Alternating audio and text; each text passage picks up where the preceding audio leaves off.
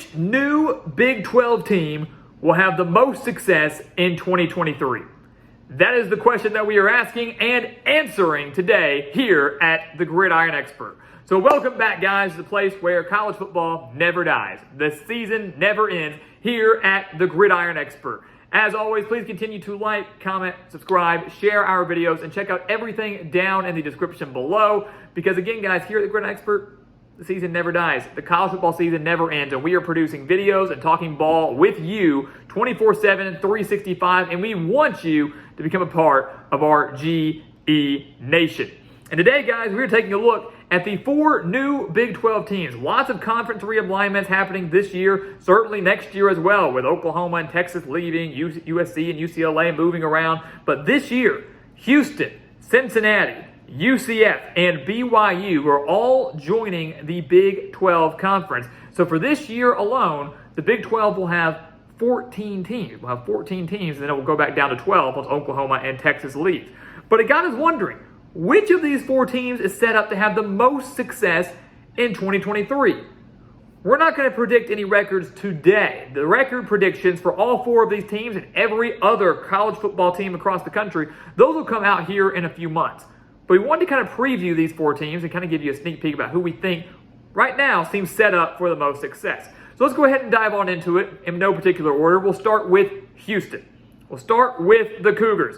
And you look at this team, guys, fresh off an 8-5 season, big-time bowl win over Louisiana to end the year. And it was kind of a tumultuous year, it felt like, for the Cougars, right? They had a 12-win season in 2021, and then took a major step back, it felt like, in 2022, especially with as much talent as they had returning, with Clayton Tune at quarterback and Nathaniel Dell at wide receiver. Those guys did well, but now they're both gone, leaving Houston for answers on the offensive side of the ball and certainly corrections that need to be made defensively. One good thing for Houston, they do land Donovan Smith, the transfer quarterback from Texas Tech. So Smith technically transferring within the Big 12. And one thing that Houston does have going for them as well is they have a coach that's coached in the Big 12 before. Dana Holgorsen used to coach at West Virginia, now the head coach at Houston. He has experience against some of these programs. Yes, it was years ago, but he knows the region, he knows the teams, he knows the culture, he knows the atmospheres. He's played everywhere. It's a good opportunity for Houston to have a coach that's been there before. But you look at Houston, new quarterback, lots of key new pieces, and a tough schedule. Opening the year against UTSA, their first Big 12 game is against the national runner-up in TCU. They have to travel to Texas Tech, travel to Kansas State, travel to Baylor, travel to UCF. Luckily, they do avoid BYU, and they do avoid Oklahoma. Hosting TCU, hosting West Virginia, a reunion for Dana Holgorsen, and hosting Texas is good, but those are by no means surefire victories for the Cougars. A bowl, appearance is very realistic, but it is a tough slate for a team that kind of failed to meet expectations last year and now loses a handful of key starters. You look at Cincinnati, moving on here. They have a brand new head coach. Brand new coach, brand new conference. Feels like a fresh start for the Bearcats. They, of course, landed Scott Satterfield, who left Louisville for Cincinnati, but naturally does have a lot of roster turnover, but maybe not nearly as much as they had last year after they, of course, made the college football playoff in the 2021 season. The good thing for Cincinnati is they returned their quarterback. They have Ben Bryant returning. They also have Evan Prater returning. So they've got 2 quarterbacks there. Don't know exactly who's going to start. Many would lean Ben Bryant right now, but 2 quarterbacks that had game experience last year and are more than capable of leading the Bearcats to another successful season. Another thing that Cincinnati has going for them is a very favorable schedule, arguably the best schedule out of the 4 newcomers to the conference. They have 7 home games this year. 7 home games this year.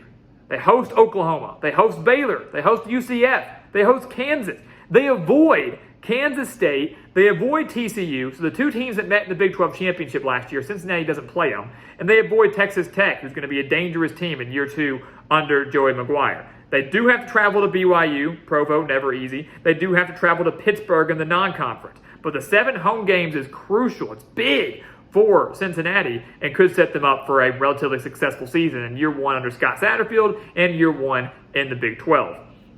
Taking a look at UCF, I'm a huge fan of Gus Malzahn. I really like Gus Malzahn. Thought it was a fantastic hire by UCF. And they had a relatively successful season last year, 9-5 season. but not a good finish. Not a good finish towards the year, losing a couple games in a row, including a blowout loss to Duke in their bowl game. But Malzahn's back. He's back in the Power 5 conference, went from the SEC to the American, and now over to the Big 12. And UCF also returning their dual-threat quarterback in John Rice Plumlee, who I know at times was a little bit inconsistent, but when he's fully healthy, he is extremely electric and extremely tough to stop.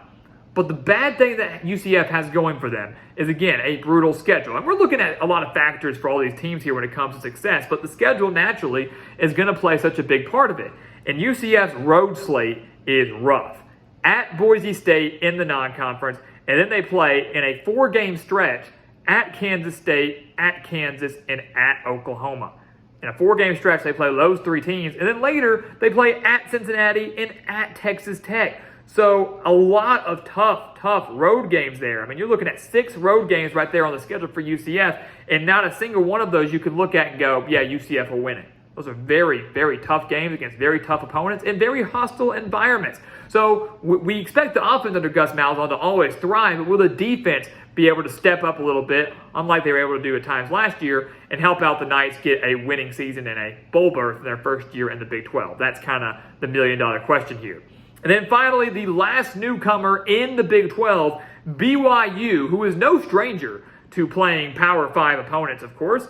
8-5 last year, finished the year winning their last 4 games, but a lot of changes for the Cougars right now. Last year, yes, they went 8-5. Yes, they won their bowl game over SMU, but was kind of viewed as a bit of a disappointment.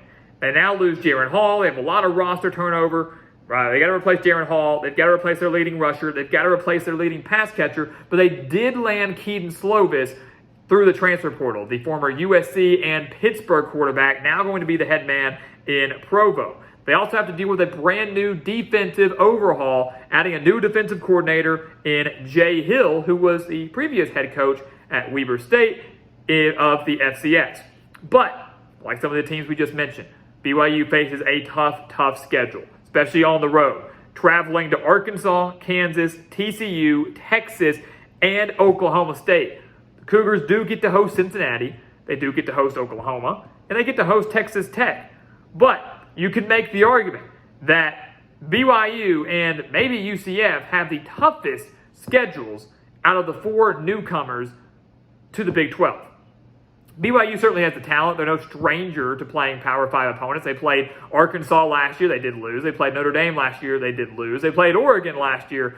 Did not fare well there. But we've seen them play a handful of Pac-12 teams during their time as an independent. They've played well in some of those games. Kalani Sitake, I think, has continued to defy the odds during his time in Provo. So I wouldn't quite rule out BYU to have success, although it could be a rough go-round in year 1 in the Big 12, playing a pretty much full schedule of Power 5 opponents and not just a handful of games. So ultimately, guys, who do we think will have the most success in 2023 out of the newcomers to the Big 12? And again, we're not predicting any records yet.